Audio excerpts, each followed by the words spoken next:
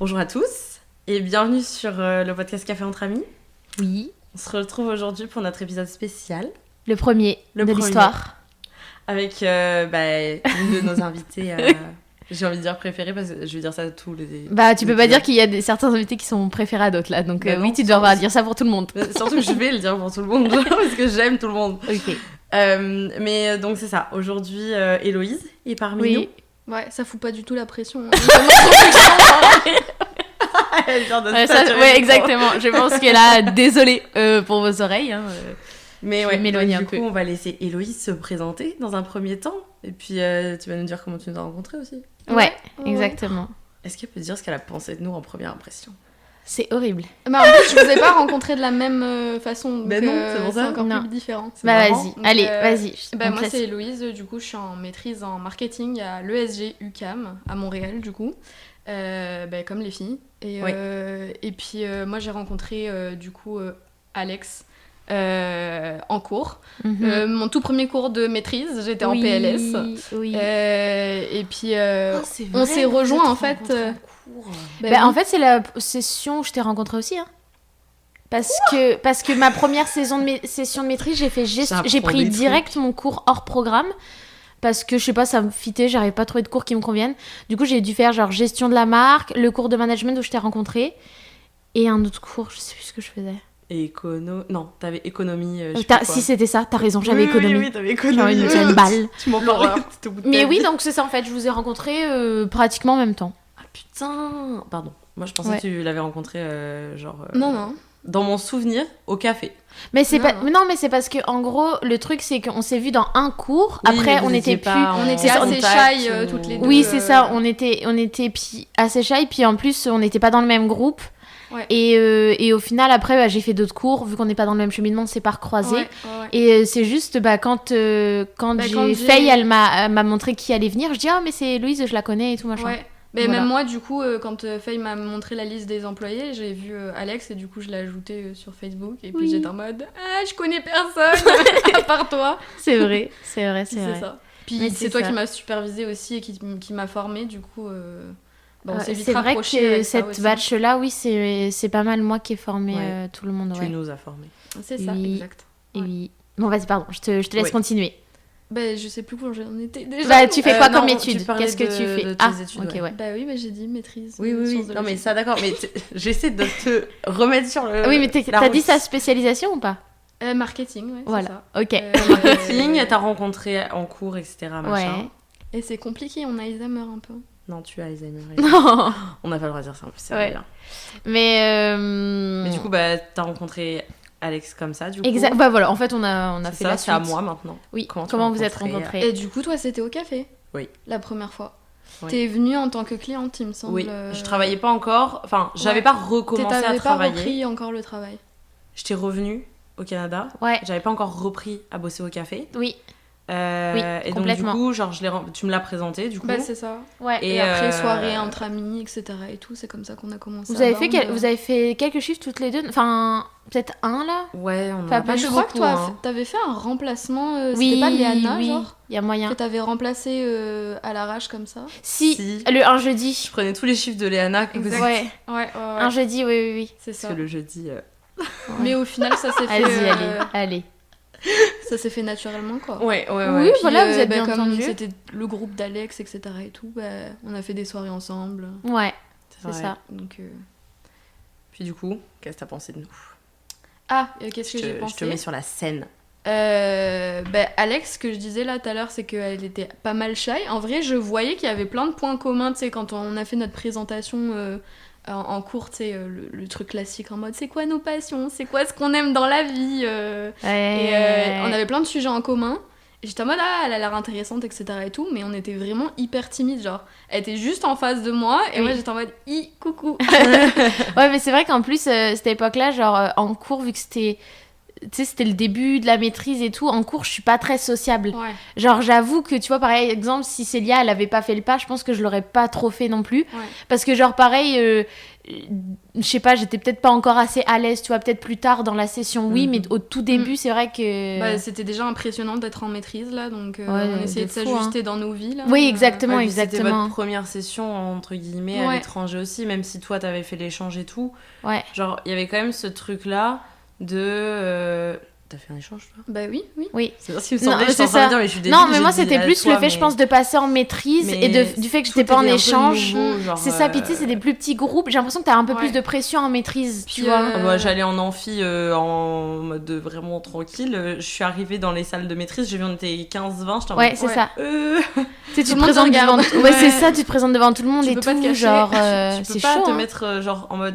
Tu peux pas passer inaperçu. Non, c'est impossible. Tout le monde va retenir ta tête et ton prénom. Ouais. Tout le monde sait qui tu es. Donc c'est ça. Non mais du coup très bonne impression, première impression. C'est juste que on était trop timide pour passer le cap en fait. C'est ça. Puis Célia, très bon délire, très solaire. J'avais trouvé aussi dans ta manière d'être, etc. et tout, toujours de bonne humeur, toujours souriante.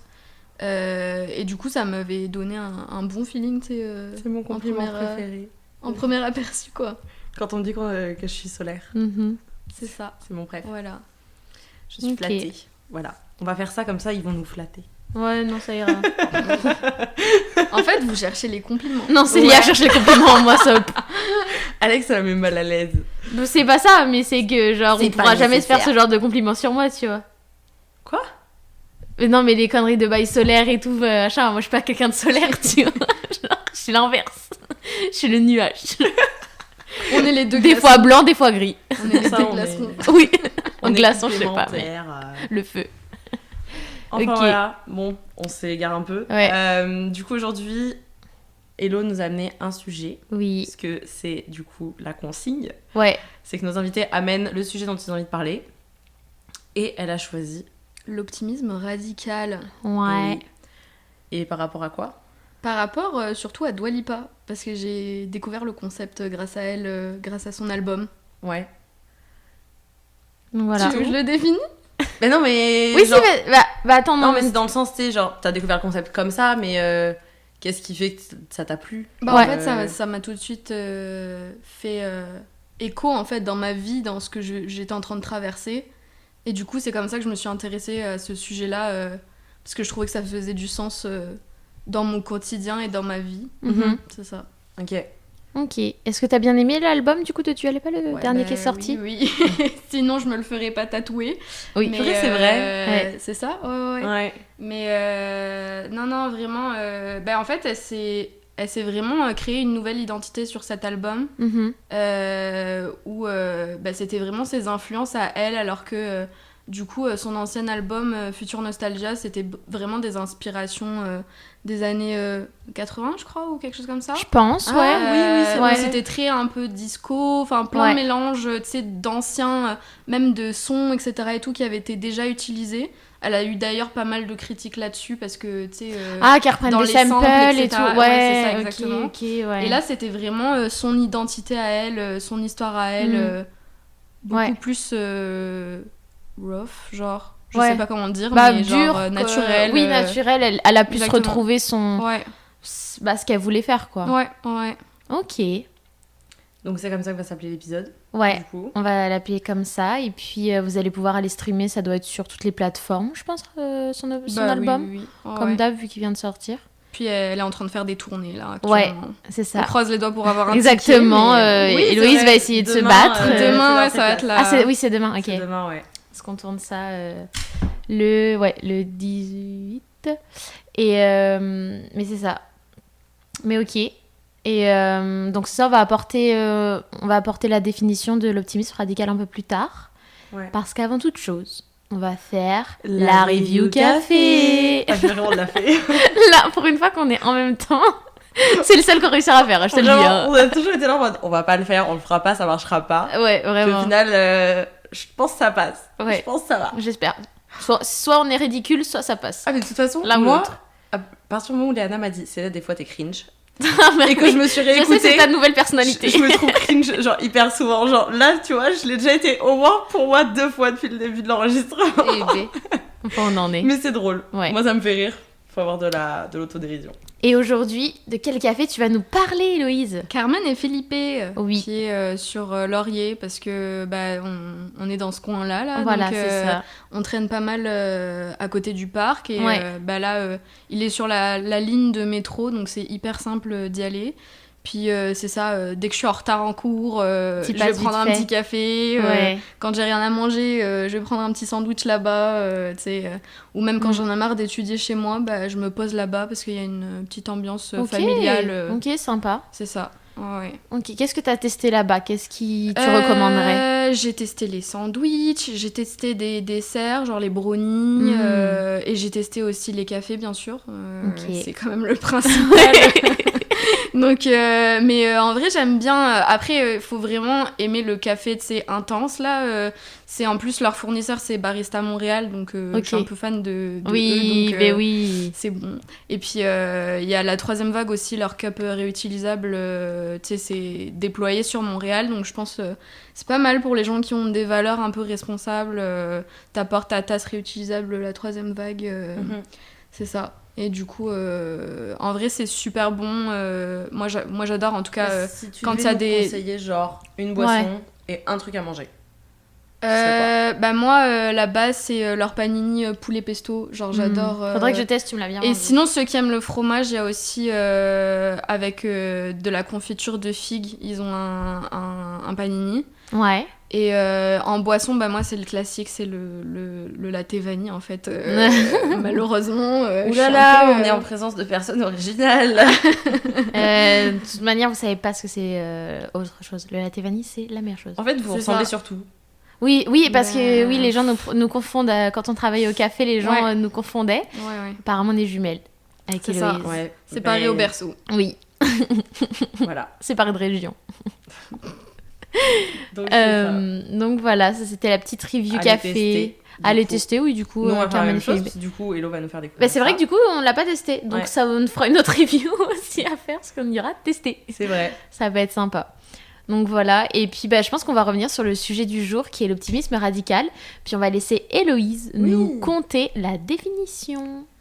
Est-ce que je dis l'auteur? Oui, parce qu'on cite et on source tout. Donc c'est Victor Perton qui nous propose cette définition. Il dit l'optimisme radical est un état d'esprit qui se concentre sur la recherche du bien dans chaque aspect de la vie en se basant sur la raison et les preuves. C'est une croyance qui vous pousse à continuer et à croire que les choses s'arrangeront, quelle que soit la gravité de la situation. Donc voilà. Parfait. Je sais pas si ça fait écho à certaines personnes. Ça, c'est l'optimisme excessif, quoi. Un petit peu. Un peu, mais de l'autre côté, tu sais, je pense qu'il faut toujours avoir quelque chose à laquelle s'accrocher. Ouais. Et je trouve que c'est une belle définition et un bel état d'esprit. Ouais. Tu vois, ce qui est marrant, c'est que pour moi, ça, c'était la définition juste de l'optimisme. Genre, tu sais, dans le sens où, en fait, c'est ça, c'est que j'étais une personne très pessimiste dans la vie. Ouais. Quand même. Puis... Effectivement, je pense que, je sais pas, il y a eu un switch à un moment donné. Je sais pas trop d'où c'est venu. Ouais. Je sais pas trop comment c'est arrivé. Mais à ce moment-là, je me suis dit, genre, si je vois les choses différemment, en fait, ça va aller mieux. Enfin, oui, si t'abordes c'est ça... dans le sens, je suis pas heureuse de ma manière de gérer les situations et ça me convient pas, je suis pas bien. Il n'y a pas de positif qui ressort de ça. Et en fait, si je veux que ça change, il faut que je change mon mindset, il faut que je change ma manière d'appréhender les choses. Et en fait, du coup, j'ai essayé de commencer à avoir du positif dans le négatif, en fait. C'est parti de là. Ouais. Okay. Mais la nuance que j'apporterais, c'est que je pense, la différence, c'est que l'optimisme, il n'a pas cette notion de gravité, de choses négatives. Ouais. Alors que radical optimisme, c'est tu pars d'une situation problématique pour ensuite essayer de trouver des solutions et trouver des choses qui font que ça va aller bien en fait. Je vois. Ouais. Et toi, qu'est-ce qui te pousse à vouloir nous parler de ça aujourd'hui? En quoi ça t'a aidé un peu ce principe? En fait, dans ma vie, j'ai eu pas mal de barrières, pas mal d'enjeux, tu sais, de challenges, etc. et tout. Et en fait, quand j'ai entendu parler de l'album, etc. et tout, et de ces valeurs-là, bah en fait, je me suis dit que ça se collait vraiment à ma personnalité et à ma manière de voir la vie, où bah, justement, quand j'avais des moments en fait, où ça allait pas, bah, je me disais, bah, c'est peut-être genre la situation la plus merdique qui me soit arrivée, mais de l'autre côté, genre j'ai appris ça, j'ai fait ça, genre je suis arrivée à tel résultat, et ce truc-là de me dire, mais en fait, genre oui, c'est de la merde, mais en fait, il faut peut-être que j'abandonne la situation actuelle pour arriver à la situation B que je voulais, tu sais. Ouais. Donc c'est ça. Ok, faire des concessions, changer un peu ce que t'avais en tête, et trouver une autre solution qui était peut-être pas le chemin de base, mais qui fait que c'est un chemin qui fonctionne, et je pense que ça l'a bien prouvé ces derniers temps. Exactement. Donc c'est ça, je pense qu'après, c'est vraiment, c'est comme tout, un mindset, c'est pas forcément facile à avoir au début. Mais en vrai, ça rejoint un peu une mentalité très nord-américaine, tu sais, sur le concept des échecs et le concept des leçons, parce que, tu sais, ils en parlent beaucoup, les Américains. Mal, hein. Et même, je pense que je vois ça pas mal quand même ici au Québec ou même au Canada, même si moi je suis allée qu'au Québec là, mais tu sais, c'est ce truc vraiment de t'as un échec, genre bah c'est pas grave, genre en mode tu rebondis, puis tu vas faire une autre affaire, puis tu vas genre trouver une solution à autre chose, et t'auras appris, mais même si t'as fait faillite, genre t'auras appris, tu vois, par exemple. Ouais, mais en fait, tu vois, moi c'est de là que ça vient. Je viens de, quand tu l'as verbalisé, genre ça a fait tilt. Moi, j'ai vraiment une image dans ma tête là quand genre j'étais à la BU avec Jean-Baptiste. Jean-Baptiste est un ami à moi qui viendra, je l'espère, sur notre podcast. Donc en fait, c'est ça, on était en train de discuter et tout, et en fait, j'ai eu cette espèce de déclic à ce moment-là. Ça faisait quelques semaines que j'étais ici, même peut-être 2-3 mois. Et en fait, pareil, j'ai eu une grosse épreuve dans ma vie à ce moment-là, quelque chose que je ne me pensais pas capable de surmonter. Et en fait, je pense que la manière dont j'observais comment les gens réagir ou se comporter vis-à-vis de l'échec, et aussi ça allait avec la manière dont les profs abordent les choses. C'est totalement différent. En fait, j'étais vraiment dans un environnement à ce moment-là où les gens sont en mode t'as pas raison ou tort, t'as pas juste ou faux, t'as pas bien fait ou mal fait. C'est en mode ta manière de faire est telle, ou ta manière de penser est comme ça, puis comment tu pourrais essayer de faire mieux, de voir différemment, ou d'aborder les choses plus positivement, ou dans une manière qui va être meilleure au bout. Et en fait, je pense que c'est comme ça que ça a commencé à switcher dans ma tête. C'est vraiment le mindset en fait qu'il y avait ici, enfin qu'il y a en fait en Amérique du Nord. Enfin, en tout cas, moi je l'avais pas ressenti auparavant. Donc peut-être que ça vient aussi avec les déclics des grosses épreuves de la vie. Ouais, mais c'est aussi quand tu compares, par exemple, si on parle de ça par exemple en cours, qu'on parle des échecs, réussite, optimisme, tout ça en cours, machin. Le truc, c'est que la manière effectivement d'aborder les cours, ça n'a rien à voir. Parce qu'en France, on te descend, et limite quand t'as un 12, t'es content. Et genre, faut que tu sois contente de ta note, tu vois. Moi, je déteste cette manière de penser, et c'est pour ça aussi que genre, je suis restée ici. Parce que ici, c'est genre, t'as une bonne note, la plupart du temps, si t'as fait les consignes, t'as une bonne note, tu vois. Ils vont pas te descendre en mode... Au final, genre, ton travail... par exemple, en France, imaginons, genre... Ton travail va valoir un 14, mais ils vont te foutre un 12, tu vois. Genre, ils vont être hyper sévères, tu vois. Alors que ici, c'est genre, ton travail, c'est ça, bah t'auras ça.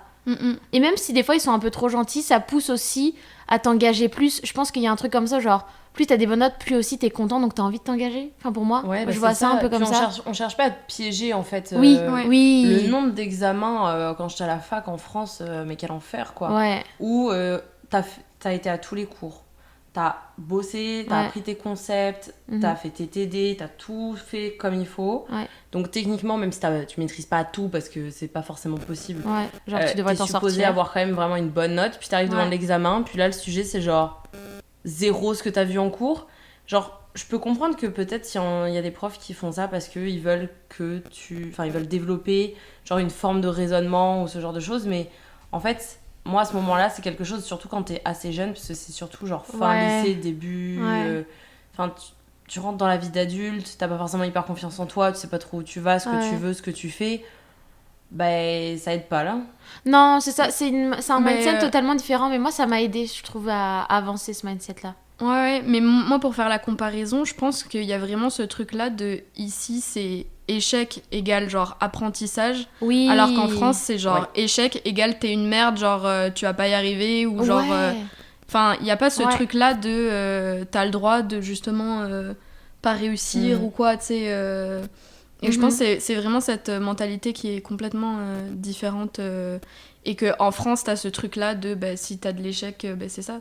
Il y a une grosse pression à la réussite. Ouais, une espèce de pression sociale. En fait, si t'as un échec, tu peux pas réussir. Genre. Ouais. Alors qu'ici, c'est pas du tout le cas. C'est t'as plein d'échecs. C'est genre l'échec, c'est genre un truc qui va te permettre d'arriver à la réussite en soi. En fait, tu vas atteindre des objectifs avec la méthode un peu de laisser-erreur. C'est-à-dire exactement. que tu vas un peu y aller en tâtant de terrain. Tu vas tester des choses. C'est comme quand tu montes. C'est comme les entrepreneurs qui montent leur boîte, là, je veux dire. Oui. C'est vraiment ça. Ils y vont. Au début, ils font des erreurs. Puis après, ils se reprennent. Puis après, des fois, il y a des trucs qui se rendent compte qu'ils ont besoin d'être accompagnés ou d'être aidés. Donc, ils vont aller chercher de l'aide auprès des personnes compétentes. C'est ça. C'est une manière de penser. C'est pour ça que, en fait, au final, en France, il y en a forcément quand même, là. Mais c'est clairement pas une majorité, et surtout pas dans le système éducatif qu'on a connu, dans la société qui faisait notre quotidien, en fait.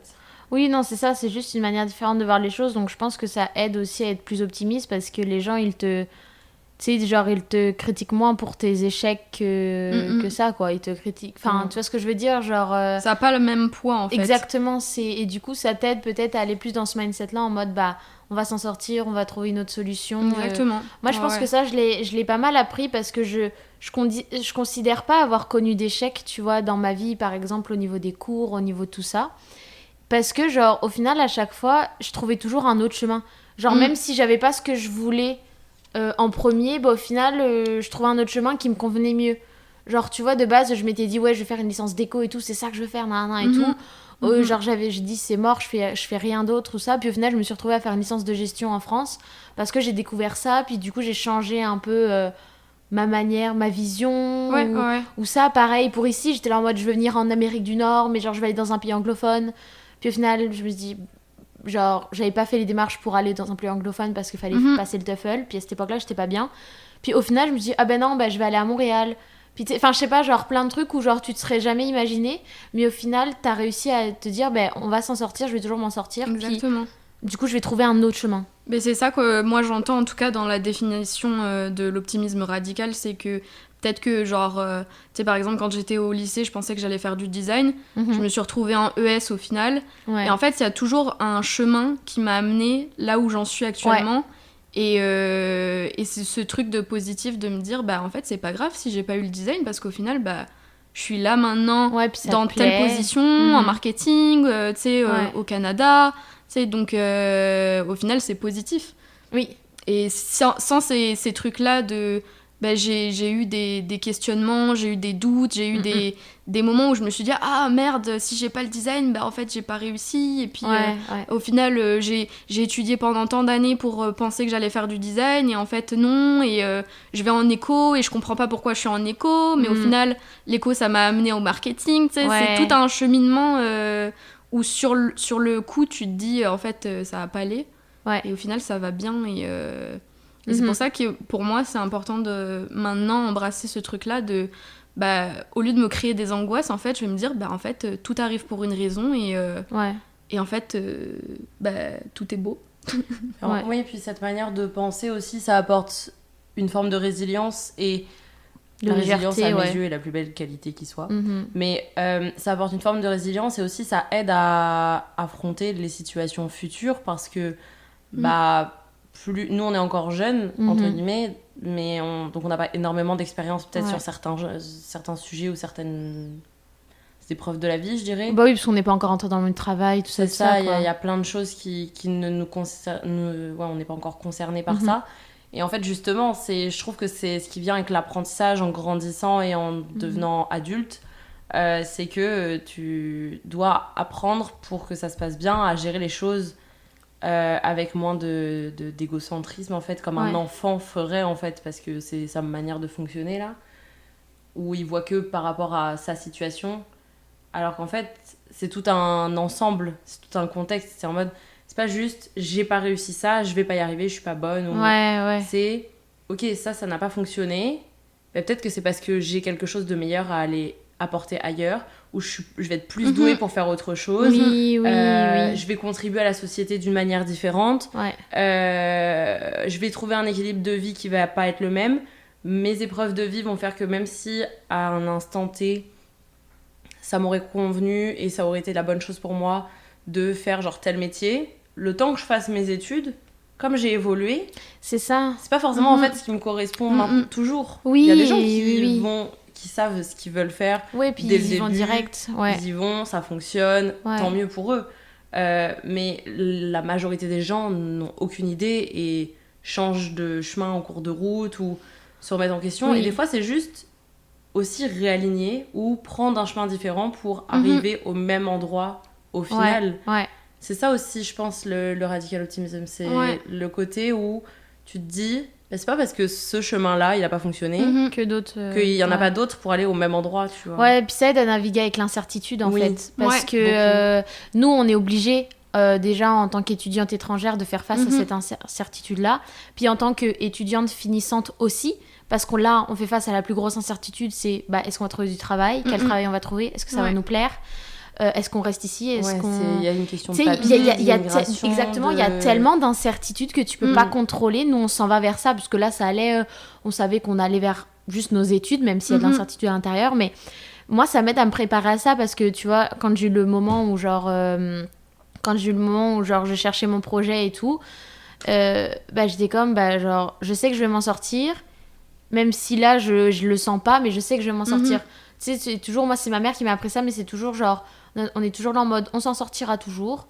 Peut-être que ce sera pas ce qu'on voulait, mais on s'en sortira toujours, tu vois. Ouais, c'est vrai que tu disais, c'est beaucoup la philosophie de ta maman. C'est vraiment ce qu'elle t'a donné. Moi, j'étais élevée comme ça, en fait. Petite, hein. C'est ça. Mais ça, c'est une chance, c'est un cadeau, je trouve. Que ta mère t'ait inculqué ça très tôt. Parce que ça fait que, justement, comme tu disais tout à l'heure, je considère que j'ai pas échoué. Bah non, du coup, parce qu'en fait, du coup, t'as une relation à l'échec qui est hyper positive, parce qu'en fait, tu vois pas ça comme un échec, tu vois ça comme un apprentissage. Et ça revient à ce que tu disais tout à l'heure, Héloïse, mais c'est vraiment... et je trouve que c'est une des valeurs peut-être primordiales à donner à son enfant, parce que nous, on a eu la chance de s'en rendre compte assez tôt dans nos vies, entre guillemets, et parce que début vingtaine, d'arriver à avoir une forme de résilience sur à peu près tous les aspects de la vie. Surtout en se préparant à sortir des études, c'est une bonne chose. On part avec des bons outils, là.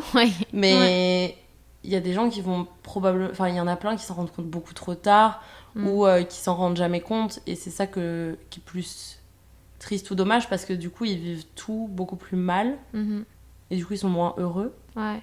Non, c'est sûr. C'est sûr. Ça instaure une forme de détachement, en fait, vis-à-vis des situations.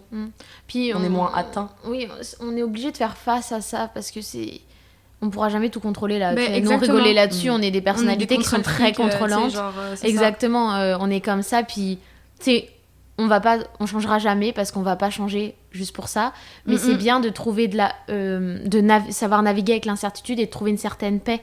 Tu vois, c'est tout ce qu'on discutait de savoir comme tu dis, se détacher, se dire bon bah là c'est pas grave, genre le truc, genre c'est pas grave, on gérera d'une autre manière, et puis voilà quoi. L'image que je pourrais donner de ça, c'est genre imagine t'as un fil, genre t'as un fil qui est hyper mêlé, et genre les gens ils ont tendance à se focusser sur le nœud, ils ont envie de détacher le nœud, mais en fait si tu tires les deux bouts, bah t'as une ligne quand même, tu sais. T'as une ligne. C'est ce truc-là de ton fil rouge, en fait, si tu le tires, certes, t'as eu un nœud, mais de l'autre côté, t'as toujours ton fil, tu sais. Donc tu peux continuer à cheminer.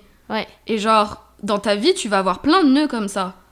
Mais il faut pas se focusser à vouloir le démêler, tu sais. Il y a un prof de TD de quelqu'un que je connais, et peut-être vous avez vu passer la vidéo ou quoi, là, c'est possible, mais ça date d'il y a quelques années. Un prof qui avait demandé un prof de TD à l'université, qui avait demandé à ses étudiants de dessiner un point noir ou je sais pas quoi, enfin dans une feuille, enfin je sais plus exactement. Mais en gros, il y avait pas vraiment de consigne. Et du coup, personne savait trop quoi faire. Et donc du coup, genre ils ont dessiné un point ou machin ou je sais plus quoi, enfin bref. En gros, le prof à la fin disait en mode ok, qu'est-ce que vous voyez ? Puis tout le monde était en mode un point noir ou machin. Et il était en mode ouais, mais vous vous rendez compte que genre vous avez juste fait un point, puis la seule chose que vous voyez de la grande feuille blanche, c'est le point noir qui est au milieu. alors qu'il y a tout le blanc. Ah, ok, oui. C'était dans le sens, en mode, là, parce que je vous ai demandé de dessiner un truc, machin, vous savez pas trop quoi faire, vous faites le premier truc qui vous vient à l'esprit, vous faites un point dans la feuille blanche, et t'es en mode... Et après, quand je vous demande ce que vous voyez, bah vous voyez... Ah non, bah c'était ça. Il avait juste fait un point noir sur une feuille blanche, il avait demandé à ses étudiants ce qu'ils voyaient. Ah, ok, oui. Et en fait, il y en a plein, tu sais, ils sont partis dans des espèces de théories, des philosophies, des machins, et il essayait juste de leur faire comprendre que c'est pas aussi complexe que ça, puis c'est pas aussi, genre, centré que ça, c'est vraiment... juste, apprenez à voir différemment. C'est comme les dessins qu'on a les images où tu peux voir 2 trucs dedans ou ce genre de choses. C'est arriver à voir les choses différemment. C'est ça. Et à se détacher, effectivement. Moi, je m'excuse, c'était vraiment des images un peu bancales. Non, mais en soi, c'est bon là, mais... Dans mon explication. Parce que ça datait un peu quand même dans mon esprit. Ouais, bah oui. Mais c'était quand je terminais? Il y a 5 ans. Bah oui. Waouh. T'avais 19 ans. Mais ouais, mais en tout cas, c'est ça. Et puis, je pense qu'on va pas tarder quand même à finir l'épisode. Mais tu voulais apporter des nuances aussi? Ouais, moi, je trouve que c'est important quand même de dire que oui, il faut être optimiste, etc. et tout. Mais il faut aussi être réaliste. C'est genre, faut pas non plus penser que tout va aller toujours bien. Là, il faut quand même voir selon les situations. T'es pas foncer la tête droit devant en mode ah mais de toute façon tout va bien se passer, parce que il faut quand même réfléchir à certains facteurs, certaines choses. Bah faut quand même faire des actions pour, tu sais, genre tu peux pas dire tout va bien se passer. Tout va bien, je vais pas bosser aujourd'hui, oui c'est ça, mais tout va bien se passer. Mais tout va bien se passer, exactement, c'est pas vraiment le concept mais c'est ça, de genre il faut être quand même les pieds sur terre malgré tout. Malgré cette définition-là, il faut pas oublier aussi qu'il faut se mettre en mouvement pour pouvoir atteindre certains trucs. Donc c'est ça. C'est ça, prendre des risques et genre c'est vrai que l'optimisme, effectivement, c'est pas non plus le truc en mode l'univers va le faire pour moi, quoi. Faut quand Exactement. Même, pas tout va tomber comme ça. C'est ça. Faut se donner les moyens, on va dire ça comme ça. Prendre trop tout positivement, c'est aussi le risque de ne pas se confronter aux situations non plus. C'est un peu mettre des œillères, quoi. C'est ça, faut pas non plus faut pas aller dans l'extrême du truc de ah j'ai pas réussi ça, ok c'est pas grave, genre mais faut pas, c'est pourquoi t'as pas réussi, c'est ça, pourquoi ça a pas fonctionné, ou c'est qu'il faut apprendre de ses erreurs et ensuite justement utiliser l'optimisme pour se dire ok j'ai appris de mes erreurs, maintenant je vais où, j'en fais quoi, puis comment on change les choses en fait, comment on se réadapte. Voilà. Exactement. C'était des belles paroles. Je pense qu'on va finir sur ces belles paroles. Et puis, en tout cas, écoutez, on vous invite à aller écouter l'album de Dua Lipa. Ouais, clairement. Exactement. À tester le café, Carmen et Felipe, à Laurier. Et c'est ça. En tout cas, n'hésitez pas à nous laisser des commentaires, à nous suivre sur les réseaux, comme d'habitude. On espère que vous aurez été heureux de rencontrer Héloïse. Exactement, c'était un premier épisode spécial avec Héloïse. Donc merci beaucoup. Merci beaucoup d'avoir participé à cet épisode. Oui, merci d'être venue. Exactement, et puis je pense qu'on en fera d'autres avec Héloïse si jamais elle veut. Oui. Non, je suis traumatisée. Ah, ça y est. Mince alors. Oui, passer ton optimisme. Non, je rigole. ça va en live. Bref, mais en tout cas, donc voilà pour cet épisode. On espère que ça vous aura donné un petit peu de... Comment dire, de joie et de bonne humeur aussi. Ouais, puis que pour ceux qui n'ont pas, déjà, entre guillemets, cette manière de penser, ou qui sont dans une situation un peu compliquée en ce moment. Exactement. Genre, juste essayer de vous poser, prendre la situation avec du recul, vous en détacher émotionnellement, poser les choses à plat, puis... tirer le fil. Tirer le fil, oui. On peut finir sans tirer le fil. Exactement. Ça va. Exactement. Mais merci beaucoup de nous avoir écoutés, puis on se voit bientôt pour nos nouveaux épisodes. Oui. Bisous. Bisous.